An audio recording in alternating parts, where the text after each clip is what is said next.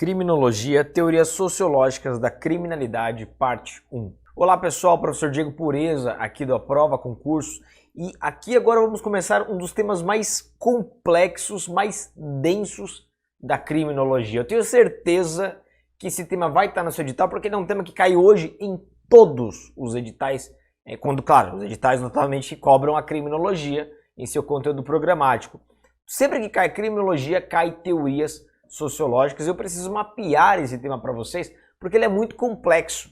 Nós vamos estudar as teorias do conflito, as teorias do consenso, dentre outras que nem ingressam nessa classificação. Por isso que eu separei em três grandes blocos. O detalhe é o seguinte: como a criminologia é uma ciência interdisciplinar, ela vai se valer dos resultados, dos frutos de outras ciências, de várias outras. Então nós vamos ter teorias que vêm da psicologia, que vêm da biologia, da medicina, da antropologia, da sociologia e por aí vai. Então a partir daí a criminologia ela serve como um filtro. Ela analisa cada uma dessas teorias e vai dar credibilidade mais para umas do que para outras, a depender do momento histórico, a depender da região, do país. O Brasil faz as suas opções de acordo com o sistema de política criminal. E eu quero discutir com vocês quais ideias de cada uma das teorias. Então por isso que nessa parte, nessa aula, nesse tema, eu separei em três partes para vocês. Nessa primeira parte, eu vou fazer a introdução do tema, mapear o tema para vocês e estudar com vocês as teorias do conflito. Já na segunda parte, eu vou estudar as teorias do consenso. E numa terceira parte, todas as demais teorias que surgiram posteriormente e, portanto, não ingressaram nessa classificação. Diego, não estou entendendo nada de teorias do conflito e do consenso. Calma, você vai entender, calma. Antes, vamos começar bem devagar mesmo, vejam. Aqui na criminologia nós temos diversas teorias e a classificação mais genérica para a gente começar é aqui abaixo. Nós temos teorias de nível individual e teorias de nível sociológico ou macrosociológicas. Como assim? Quando nós analisamos as teorias de nível individual, vocês vão perceber que são teorias que vão analisar a pessoa do delinquente, individualmente o delinquente. E quando nós analisamos individualmente o delinquente, nós temos duas formas de analisarmos individualmente. Como? Quais são elas, Diego? Biologia, que vai analisar os aspectos orgânicos do criminoso, e psicologia, os aspectos mentais, morais e por aí vai. Vamos começar aqui com as de nível individual, analisando o homem delinquente. Visa fornecer uma explicação das causas individuais do crime. Como eu disse a vocês, elas podem ser teorias biológicas, ou também chamadas de bioantropológicas, que explicam a parte do crime a partir da estrutura orgânica do criminoso, distinguindo com base em características biológicas o criminoso do não criminoso. São teorias que vão discutir se o criminoso ele nasce com alguma doença mental, alguma condição congênita ali predisposta à criminalidade. Algumas, inclusive, falam do famoso DNA criminoso. Como assim, Diego? O DNA criminoso seria aquela ideia de que se o sujeito é filho de um bandido, no DNA dele, nas veias dele, corre ali, no sangue dele, o sangue de um delinquente. Logo, ele nasce predisposto à delinquência. Aquela famosa frase popular, né? Filho de peixe, peixinho é. Por um outro lado, nós temos outra espécie de teoria individual, que são as teorias psicológicas. Explicação do comportamento criminoso por meio do mundo anímico, dos processos psíquicos ou nas vivências subconscientes do criminoso, bem como nos seus processos de aprendizagem e socialização. E como espécie dessas teorias, há as chamadas teorias psicodinâmicas, segundo as quais identificam as causas do crime em falhas do processo de aprendizado e socialização. Elas vão partir do pressuposto que o criminoso ele é diferente do cidadão comum, cujas causas da prática de um crime estão em falhas do processo de aprendizagem. Então são teorias que vão falar o seguinte: esse criminoso tem algum problema em entender as coisas, entender as regras de uma sociedade. Então ele pratica um crime porque ele tem problema mental, problemático. São teorias que vão discutir se há ou não há algum problema, algum aspecto mental sobre o plano aí da delinquência. Psicológico, obviamente. Só que eu vou ser bem sincero com vocês, as teorias de nível individual, olha, não caem em concurso público. Por isso que eu fiz uma análise muito breve. As que vão cair são de nível sociológico. O direito penal, a criminologia aceita os resultados da sociologia. O problema é que a sociologia, ela assim, é um universo à parte. Vamos ter todo tipo de ideias, aliás, a maioria delas frutos de ideologias. Muitas delas abusam do critério dedutivo, ficam deduzindo e tal, parte da luta de classes e tudo mais. Então eu vou trazer essa classificação para vocês. E aqui estão as teorias sociológicas, cuidado com sinônimos que são chamados também de macrosociologia. Essas propõem compreender a explicação da criminalidade como um fenômeno social, nas perspectivas etiológicas, ou seja, vão buscar as causas do crime na sociedade, ou interacionistas, quais são as reações da sociedade diante do delinquente, da vítima e do crime em si. Vejam, isso é importante, galera, pelo seguinte, aqui nós partimos de um fato, de uma realidade. Só existe crime numa vida em sociedade. Eu não posso ter um crime do sujeito que vive isolado nas cavernas, não tem como, ele vai praticar crime contra quem? Então só numa vida em sociedade, onde o sujeito ele descumpre aquelas regras da população dominante, né, da maioria numa democracia. Nesse sentido, é necessário analisar quais são os fatores da sociedade para esse crime. Será que a sociedade contribuiu para o sujeito se tornar um delinquente ou não? Será que a sociedade estigmatiza o criminoso ou não? Qual é a reação e o papel, a responsabilidade da sociedade no crime e no criminoso? É isso que nós vamos estudar agora. Dentro dessa perspectiva, nós temos duas correntes de pensamentos. Uma antagônica à outra, uma briga com a outra. Nós temos as teorias do consenso, também chamadas de funcionalistas ou da integração, ou as teorias do conflito social, também chamadas de cunho argumentativo. Olha só, para quem gosta de política, uma dica para vocês. As teorias do consenso estão ligadas aqui, ó, a movimentos de direita. Algumas, inclusive, de cunho conservador, ó. Conservadorismo.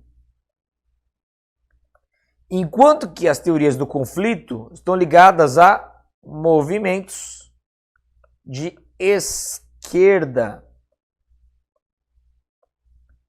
Ou seja, movimentos revolucionários.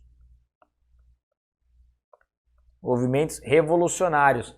Olha só, as teorias do consenso, eu já vou explicar para vocês o que são, eu vou fazer só uma introdução, porque nesse bloco, como eu disse anteriormente, eu vou me dedicar a analisar as teorias do conflito. Então, já vou falar para vocês quais são as espécies de teorias do consenso, mas analisando agora rapidamente as teorias do conflito, nós só temos duas, ó. Tá aqui, ó, exemplos de teorias do conflito. Temos a chamada teoria crítica. E já adianto para vocês que essa teoria crítica é a mais importante das teorias do conflito e é a teoria mais cobrada em concurso público. Dela, outras vieram. Da teoria crítica surge as correntes abolicionistas, o minimalismo, surge, por exemplo, teoria feminista, teoria queer, tudo nós vamos ver neste bloco. E também a teoria do etiquetamento. Que é o labeling approach, rotulação, enfim, tem vários sinônimos que nós vamos dar no momento oportuno. As teorias do conflito, elas vão partir da ideia de que o mundo vive numa luta de classes. A classe dominante, as elites, contra os oprimidos. Então fica nessa guerra de foice e eles vão defender a ideia de que o direito penal é um instrumento nas mãos das elites para subjugar, para oprimir as classes menos favorecidas. Parte daquela ideia de Karl Marx, né? Parte do marxismo. De que são as elites que subjugam os mais pobres. Logo, eu estaria chamando de criminoso aquela classe mais fraca, menos favorecida, para mantê-las naquela posição. Então parte, por isso que do conflito, parte sempre da ideia de conflito de classes. Já as teorias do consenso, eu vou fazer só uma introdução porque, repito, ela vai ficar mais para o próximo bloco. As do consenso são diferentes. Se vocês perceberem do conflito, eles vão sempre botar a culpa ou no capitalismo, ou no sistema de justiça criminal. As teorias do conflito de esquerda tendem a tirar a responsabilidade do criminoso. Não, a culpa não é do criminoso, a culpa é da sociedade, é do capitalismo e tudo mais, do sistema de justiça penal. Já as teorias do consenso vão vir no caminho contrário, vão tentar colocar a culpa no criminoso. Falou, não, a culpa é do criminoso. Por mais que a sociedade possa ter contribuído um pouco mais ou um pouco menos, no final das contas, é ele que toma a decisão final. Tanto é que se eu falar que é a pobreza que causa a criminalidade, eu vou chegar à conclusão genérica e vazia de que todo pobre comete crime. Não é verdade. Temos pobres honestos, aliás, a maioria esmagadora. Da mesma forma como tem muito rico bandido. Então não são esses fatores determinantes. Podem influenciar, mas não determinantes. Então as teorias do consenso, olha o nome, consenso, vão partir da ideia de que a sociedade, a partir do momento que é gerada, é criada, aquela ideia do contratualismo, né? Parte de um contrato social. Então há um consenso entre os membros dessa sociedade em que cada um tem o seu papel. Pense como uma máquina. Imagina uma sociedade como uma máquina. E cada cidadão representa uma engrenagem. Cada órgão, instituição, o judiciário, o Ministério Público, a Defensoria Pública, a educação, o lazer, o esporte, cada órgão, cada função representa uma engrenagem. A partir do momento que uma engrenagem começa a falhar, começa a atrapalhar a máquina, leia-se, um sujeito começa a transgredir a norma, começa a praticar crimes, não é a máquina toda que está errada, é aquela pecinha ali. Então eu preciso retirar aquela pecinha da máquina, cárcere, pena, corrigi-la, cumprimento da pena, ressocialização, para depois reintegrá-la à máquina, inserção social. Perceberam? Então parte da ideia de que todo mundo tem o seu papel na sociedade. E se aquele sujeito transgrediu, opa, a culpa principal está sobre ele. Vou fazer uma introdução rápida para vocês aqui, ó. Das teorias do consenso, o objetivo da sociedade ocorre quando existe uma concordância com as regras de convívio por todos. Os sistemas sociais dependem da voluntariedade das pessoas e instituições que dividem os mesmos valores. Numa democracia, sim, prevalecem os valores da maioria. Possui os seguintes postulados, ó. Toda a sociedade é composta de elementos perenes, ou seja, tudo no seu tempo, de forma natural, nada revolucionário, nada abrupto, integrados, são todos ali convergindo para o mesmo fim, funcionais, cada um tem sua função na sociedade, estáveis, sem grandes rebeliões, que se baseiam no consenso entre seus integrantes. E no próximo bloco nós vamos dar todas as teorias do consenso. Nós vamos dar a Escola de Chicago, que foi uma das mais importantes da história da criminologia, teoria da associação diferencial, teoria da anomia, teoria da desorganização social, teoria da neutralização e teoria da subcultura delinquente, que também foi uma das mais importantes. Diga, eu preciso saber de todas essas para concurso público? Todas essas e muito mais, muito mais. Essas aqui que eu coloquei para vocês são só as teorias do consenso, que nós vamos dar no bloco 2. Nesse bloco 1 agora, nós já vamos dar a teoria do etiquetamento, teoria crítica, abolicionismo, minimalismo, teoria feminista, teoria queer, já tem várias nesse bloco. E no terceiro bloco eu vou dar outras teorias que vieram depois, porque teorias mais modernas não ingressaram nessa classificação de consenso e conflito. Vocês vão até perceber que algumas delas têm tudo a ver, ou com teoria do conflito ou do consenso, mas não ingressaram nessa classificação. Então, a partir de agora, eu vou entrar no ponto mais importante do nosso tema, teorias sociológicas da criminalidade, que são as teorias em espécie. Então, para cada teoria vai ser uma história, para cada teoria vai ser um cenário. Você precisa memorizar as características de cada uma delas, beleza? Vamos começar então com a teoria do Labeling Approach. Teoria do Labeling Approach, também chamado de etiquetamento, ou de interacionismo simbólico, ou de reação social, ou de rotulação, enfim, são todos sinônimos. Só você guardar a ideia da rotulação. O criminoso ele é rotulado de forma pejorativa. Vamos entender, ó. Tem como autores Erving Goffman, Edwin Lemert e Howard Becker. E surgiu nos anos de 1960, também considerado, como eu acabei de falar para vocês, como uma teoria do conflito. Olha a ideia central dessa teoria, pessoal. Fundada na ideia de que a intervenção da justiça na esfera criminal pode acentuar a criminalidade. Vocês vão perceber que essa teoria vai botar a culpa no sistema de justiça criminal. A culpa não é do criminoso que subtraiu para si ou para outra coisa alheia móvel. A culpa é do sistema de justiça criminal, que seleciona esse sujeito, que geralmente não é rico, é pobre, é menos favorecido, vai escolher esse sujeito e vai chamá-lo de ladrão. E ao chamá-lo de ladrão, o estigmatiza, o coloca à margem da sociedade, e por conta disso, esse sujeito estigmatizado vai permanecer no mundo do crime. Vamos entender melhor. A prisão e o contato com outros presos poderia criar novos criminosos. A prisão, mais um instrumento de justiça criminal. Assim sendo, e por essa lógica, a criminalidade seria produzida pelo próprio controle social. É a ideia de que a penitenciária funcionaria como universidade para o crime. A pena seria geradora de desigualdade. O condenado sofreria estigma por parte de familiares, amigos, conhecidos, colegas, e o que acarretaria a marginalização no trabalho, na escola e por aí vai. Traduzindo, essa teoria culpa o sistema de justiça criminal. Sistema de justiça criminal é quem cria o criminoso. Na verdade, esse sistema ele é produto, ele é um instrumento nas mãos das elites que vão só selecionar as classes menos favorecidas, ideia de conflito de classes. Também tem um predicado marxista para rotulado como bandido. Os mais ricos, aquela galera da elite, não seria rotulada como bandido. Vejam. Com isso, tal teoria sustenta que a criminalização primária produz a etiqueta, o rótulo. O que é criminalização primária, Diego? O ato de produzir leis penais, que por sua vez produz a criminalização secundária, também na reincidência. O sujeito continua praticando crimes. Quais são os exemplos de etiquetas que nós temos no sistema penal? Os atestados de antecedentes, eles geram ali estigmatização, folha corrida criminal, divulgação de jornais sensacionalistas de que o sujeito é criminoso. E quais são as inspirações no Brasil por meio dessa teoria? Vejam, já caiu em concurso que a lei do juizado especial criminal, a lei 9.099 de 95, é um bom exemplo que parte da teoria do Lablin Approach. Por quê? Porque cria vários mecanismos despenalizadores. E ao criar composição civil dos danos, transação penal, suspensão contínua do processo, dentre outros, evita-se a rotulação. Evita-se que o sujeito seja processado, condenado e, por fim, receba um rótulo criminal. É isso. Então, a Lei 9.099 é um dos maiores exemplos de etiqueta para essa teoria. Guardaram? Teoria do conflito, teoria do Lablin Approach. A próxima teoria, para as teorias críticas, é a mais cobrada em concurso público. É a teoria crítica.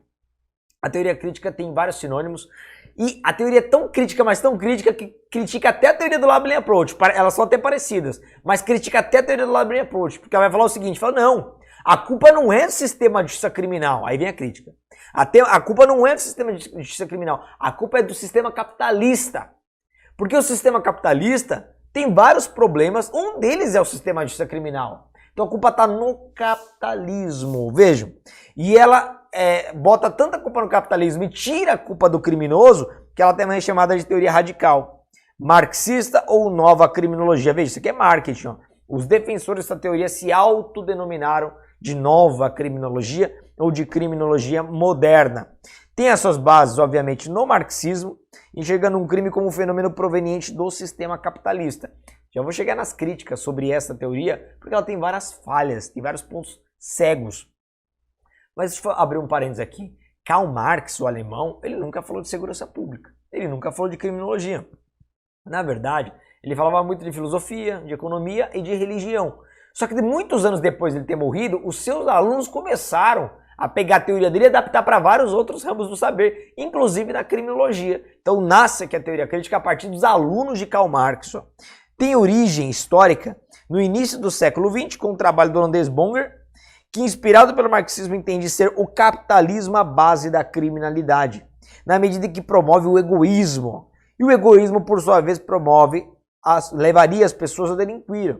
Tem vários outros expoentes que defendem essa teoria. Alessandro Barata, na Itália, que cai muito em concurso público as ideias de Barata. Rosa del Olmo, na América Latina. E Eugênio Raul Zaffaroni. Aliás, Zaffaroni inspirou vários penalistas brasileiros e continua inspirando até hoje. Essa teoria vai defender a ideia de que o homem não teria o livre-arbítrio ou liberdade de escolha quando pratica um determinado crime, por encontrar-se sujeito a um determinado sistema de produção. Critica todas as outras teorias e correntes, critica todas. Para a teoria crítica só ela presta. Por considerar a criminalidade um problema insolúvel dentro da sociedade capitalista. Então ela vai falar o seguinte, falou, olha, capitalismo é um instrumento das mãos das elites e que é usado para subjugar os mais pobres e mantê-los sempre ali como pobres e, portanto, isso gera a criminalidade. Parte da ideia de que a divisão de classes no sistema capitalista gera desigualdades e violência a ser contida por meio da legislação penal. Conclui que a norma penal surge como instrumento de controle da sociedade e um instrumento preconceituoso, por recair apenas sobre a classe trabalhadora e menos favorecida, não sendo aplicada da mesma forma às elites. E essa teoria vai inspirar outras três que nós já vamos estudar, que é o neorrealismo de esquerda, o abolicionismo penal e o direito penal mínimo. Vamos dar as três já já. Aliás, na verdade é o seguinte, são teorias, são desdobramentos da teoria crítica que vão para extremos.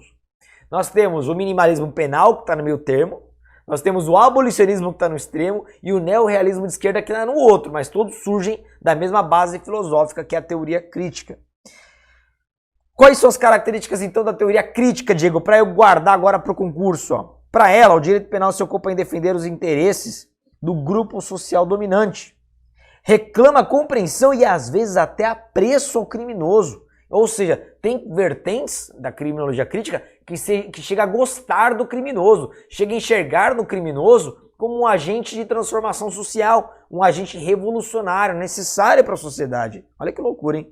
Critica severamente a criminologia tradicional, coloca a culpa no capitalismo e propõe reformas estruturais na sociedade para a redução das desigualdades e, consequentemente, da criminalidade.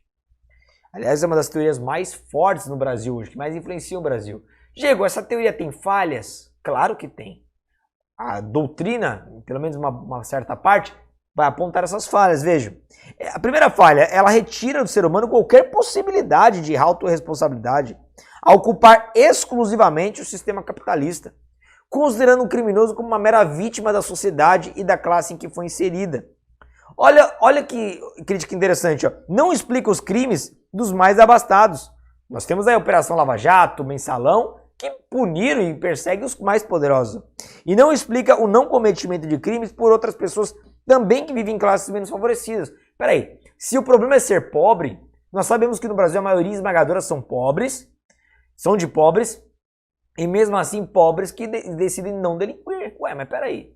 Então percebam falhas, incoerências. E 3, aponta apenas problemas em países capitalistas, ignora, finge que não acontece crimes em países socialistas ou comunistas. Peraí, mas tudo bem, um país capitalista como o Brasil, Estados Unidos tem crimes, mas em países comunistas como Cuba, Venezuela, China, Coreia do Norte, não tem crime? Claro que tem. E lá não tem capitalismo, pelo menos não tem o capitalismo de Estado como acontece na China, mas fora isso não tem, socialismo puro, e aí? Então perceba que há algumas falhas, abusa muito do critério dedutivo.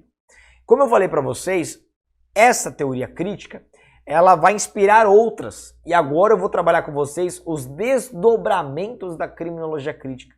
Uma delas é a teoria abolicionista, chamada de liberdade individual máxima. Essa teoria vai tentar acabar, eliminar com o direito penal. Defende a abolição do sistema penal, do direito penal, excluindo consequentemente a prisão, juntamente com todo o sistema de justiça criminal.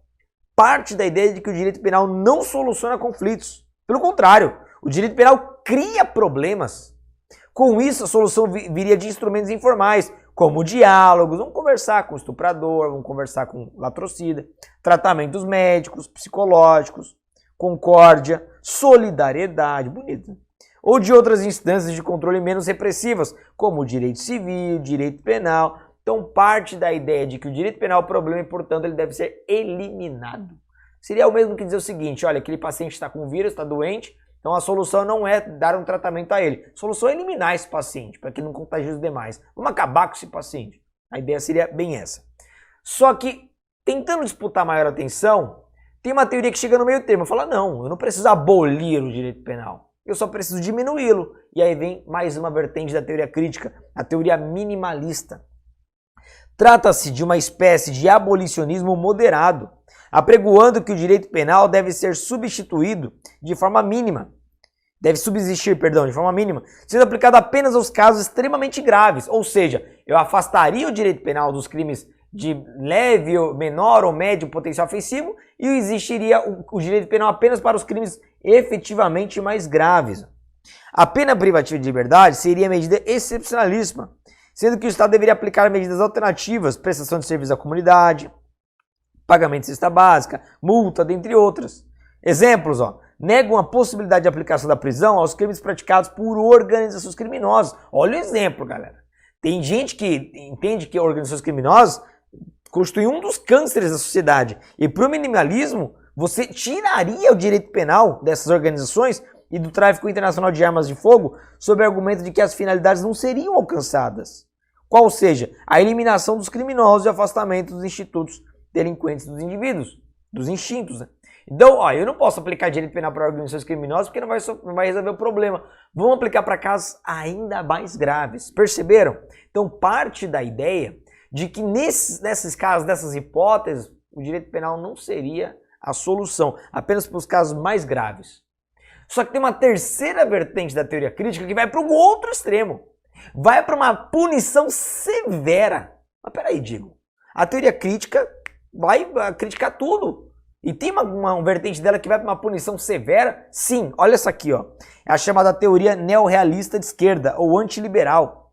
Apesar dela ter influências marxistas, ela caminha em sentido diametralmente oposto comparada com o abolicionismo e o minimalismo. Vejam, não enxerga apenas a pobreza como um fator determinante para a prática de crimes, mas também a competitividade, a ganância, o machismo, o consumismo, o individualismo, dentre outros ismos. Com isso, sobre as demais causas, defende um direito penal máximo.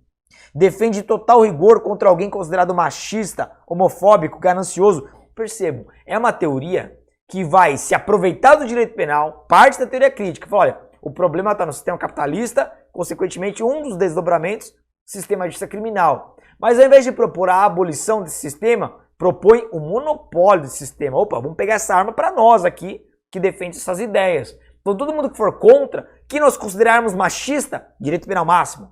Que nós considerarmos egoísta, direito penal máximo. Que nós considerarmos ganancioso, direito penal máximo. É isso.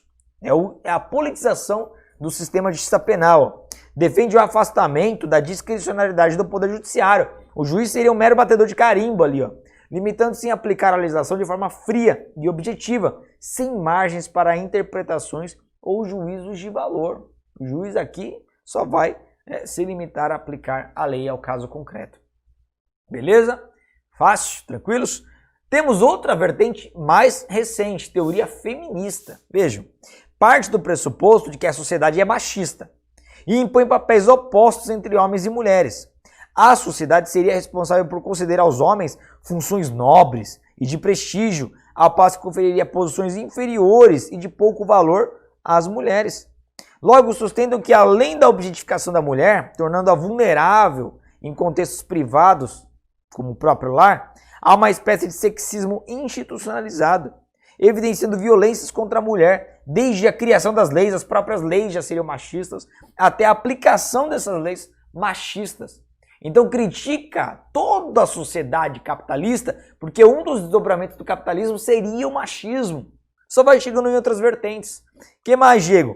Temos também a teoria queer. Queer é uma expressão em inglês que, se você for traduzi-la ao pé da letra, significa excêntrico, esquisito, diferente. Então a teoria queer vem no mesmo sentido da teoria feminista, com a diferença que vem para proteger os homossexuais. Vamos entender, A palavra queer literalmente significa esquisito, estranho, excêntrico. Vem, no final dos anos 80, por meio dos ativismos e movimentos cujas pautas são identidade de gênero e heteronormatividade, as chamadas violências heterossexistas. E essa corrente de pensamento vai identificar algumas espécies de violência contra os homossexuais. A primeira seria a violência simbólica, que parte de questões culturais homofóbicas, de menosprezo e inferiorização dos homossexuais. Então, apesar de não ser uma violência tipificada como crime no Código Penal, a cultura gerada por ela já vai estigmatizar os homossexuais. as violências das instituições. Seria a homofobia praticada pelo próprio Estado, criminalizando ou rotulando como patológicas as identidades homossexuais, ou seja, o Estado estaria rotulando como doença ser homossexual. E aí a violência interpessoal, essa sim é a violência penal, ó. Consiste na violência individual, propriamente dita, de cunho homofóbico, com agressões ou insultos contra homossexuais. Aqui, efetivamente, tem a tutela do direito penal, as demais não, apesar de serem também espécies de violência, segundo a teoria queer. Tranquilos? Tudo que eu trabalhei com vocês aqui, duas teorias do conflito. Teoria do Labeling Approach, teoria crítica e todos os desdobramentos da teoria crítica. Até outro, que é a teoria, a criminologia cultural, que eu vou deixar para uma aula própria. Tamanha relevância da criminologia cultural. Então no próximo bloco eu vou estudar com vocês as teorias do consenso. Nesse bloco vimos aquelas de esquerda. No próximo as de direita, que são várias também. Vai ter muito exemplo de teoria de direita. Beleza? Então aguardo vocês no próximo bloco. Até já!